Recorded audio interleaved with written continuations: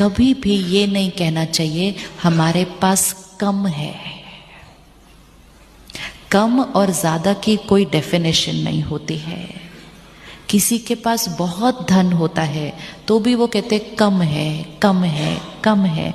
किसी के पास इतना है वो कहता है भरपूर है, और क्या करना है, और किस लिए चाहिए, इतना है। तो वो कम और ज्यादा बैंक के अमाउंट पे डिपेंड नहीं करता, यहाँ की सोच पे डिपेंड करता है।